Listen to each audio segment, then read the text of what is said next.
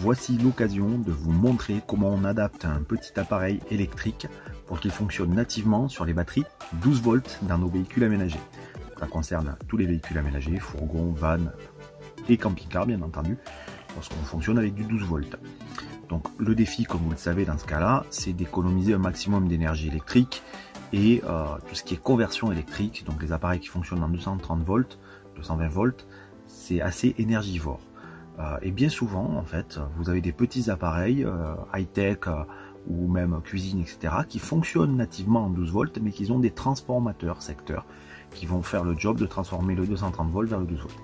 C'est pas très optimisé, et je vais donc vous expliquer comment on fait pour adapter le câblage et que on se passe de cette petite contrainte de secteur et de transformateur de 130 volts. Restez avec moi, je vous montre tout ça dans la suite.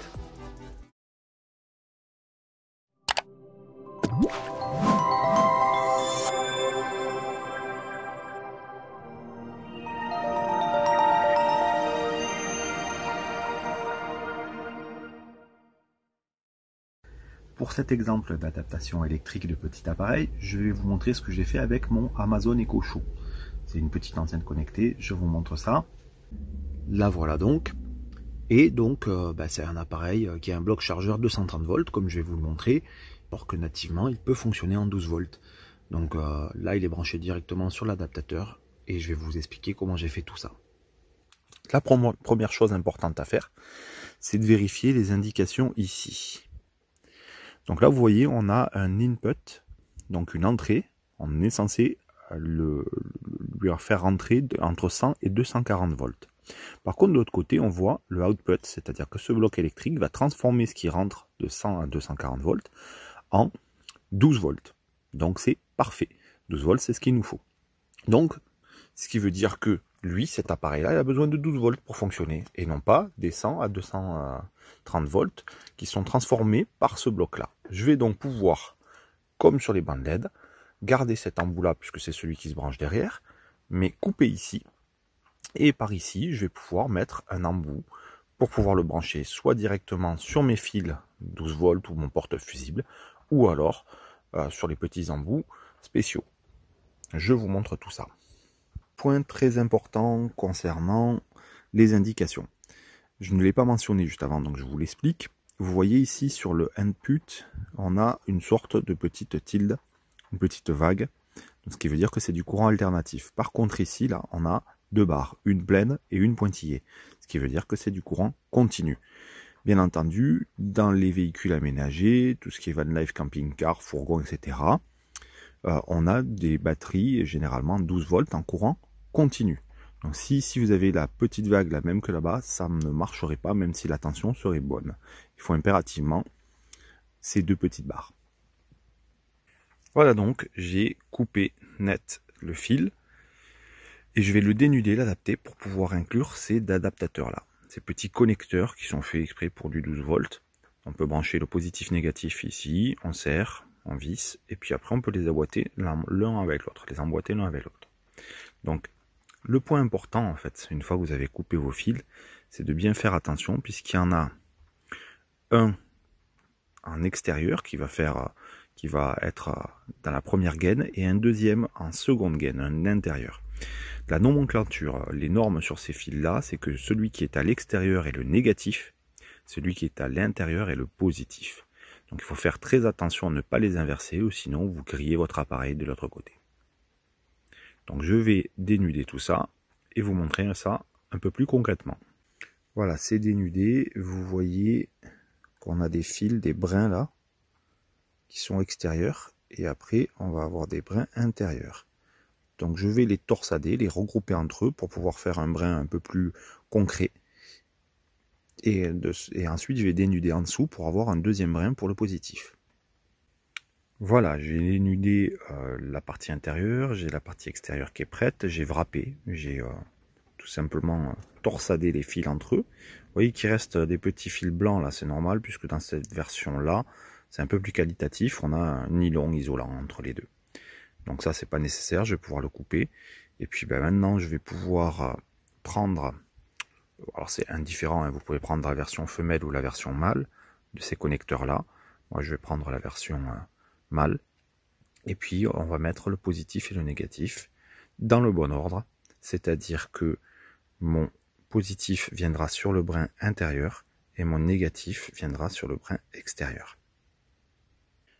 Petit conseil pour faire ça proprement là, je vous conseille de garder le brin intérieur un peu plus long et le brin extérieur un peu plus court. Pourquoi? Parce que quand vous allez rentrer ici votre brin intérieur, vous allez vous retrouver pile poil embuté et ça va pas vous faire une boucle de fil supplémentaire.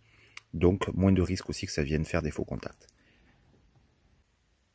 Et voilà, c'est pas très complexe. Là j'ai pile poil dénudé comme il fallait, donc on voit que ça rentre bien, que ça ne déborde pas. J'ai serré les deux vis et on est bon.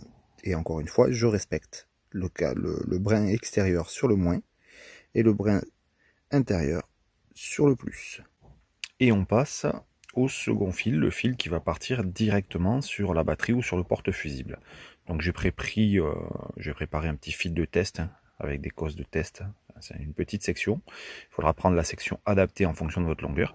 Et puis je vais venir mettre le moins et le plus sur mon connecteur femelle cette fois, puisque là-bas j'ai mis un connecteur mâle. J'ai terminé de monter mon fil de test sur mon porte-fusible.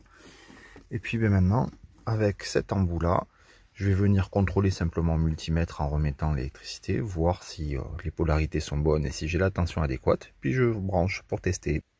J'ai fini de tout raccorder. Je suis venu contrôler au multimètre directement ici là sur ces vis de chaque côté.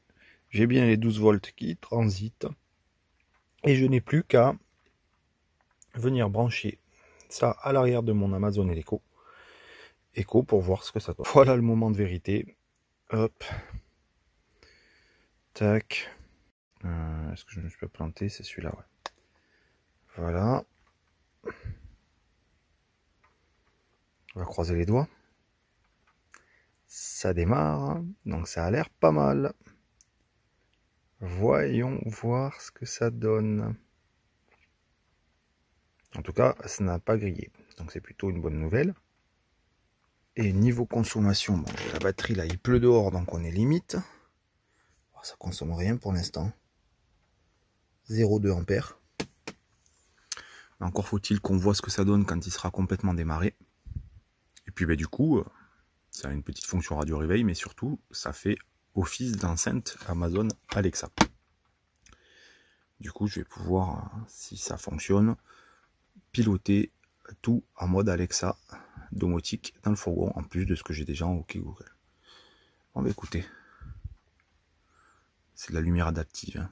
Donc c'est pour ça qu'elle n'est pas très élevée. On va le laisser se démarrer un peu plus, puisque je crois qu'il n'a pas encore le Wi-Fi. Voilà, ça c'est l'icône Wi-Fi qui signale qu'il n'est pas bon. Mais là, en l'état, 0,2 ampères. Et ça fonctionne bien. Donc je vais procéder au réglage, à son installation. Et puis je vous en parlerai un peu plus, mais vous avez l'exemple concret de comment brancher un appareil 12 volts. Très simplement. Voilà, voilà. J'ai augmenté la luminosité. Je viens de le brancher en direct sur mon réseau Wi-Fi, le Geekonet. Donc on est bon, il a redétecté mes appareils. Et puis voilà, c'est parfait. Ouais bon, vous avez vu, il fonctionne. Par contre, il faut encore que je termine quelques petits réglages. Côté consommation, donc il est bien connecté au Wi-Fi. Vous avez vu, il discute même si je n'ai pas augmenté le son énormément. Par contre, j'ai mis la luminosité à fond. Et on est toujours sur une bonne surprise, puisque c'est entre 0,2 et 0,25 et 0,26 ampères de consommé. Donc franchement, autant dire rien. Donc c'est très très bien.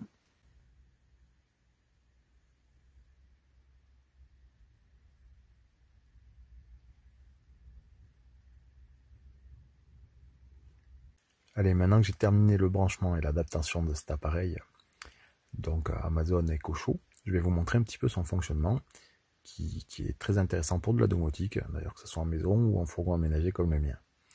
Donc exemple tout simple et classique. Alexa, quelle est la météo pour demain? Demain à Carcassonne, on attend un ciel ensoleillé accompagné d'orage, avec une température maximale de 25 degrés Celsius et une température minimale de 16 degrés. Voilà, donc tout ce qui est plus classique, mais on peut aussi demander des choses un peu différentes. Alexa, quel est le dernier résultat du Real de Madrid? Le mercredi 22 septembre en Liga, le Real Madrid a battu RCD Majorque, 6-1. Le Real Madrid est actuellement en première place du classement et jouera son prochain match contre Villarreal demain. Bon ben voilà, vous savez maintenant qui c'est que je supporte. Et après, de manière un peu plus classique, quand on l'associe à des bandes LED, ça va nous donner ça par exemple. Alexa, ambiance fiesta. C'est parti pour la fiesta. Tout doudouille. Donc vous voyez, on peut lui faire dire n'importe quelle bêtise aussi. C'est un petit truc fun.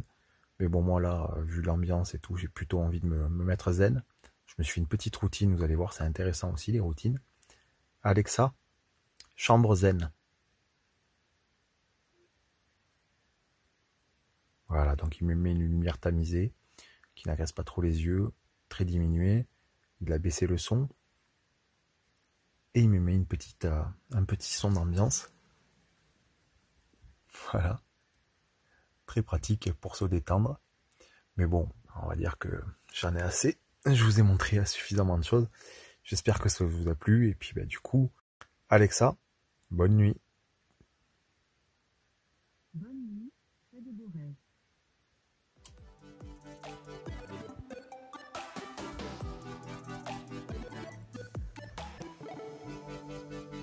Merci d'avoir regardé cette vidéo jusqu'au bout. Félicitations. J'espère que ça vous aura plu, que c'était intéressant et que ça vous donnera des idées pour faire vous-même l'adaptation de certains appareils électriques en 12 volts. N'hésitez pas à me mettre un pouce, un commentaire, un petit j'aime, ça me fait toujours plaisir et ça m'encourage pour d'autres contenus. D'ailleurs, à propos de contenu, vous pouvez me retrouver sur mes réseaux sociaux, Instagram en tête, mais aussi bien entendu YouTube, ou encore tout simplement mon site internet geek-vanlife.fr. Voilà, à une prochaine je l'espère.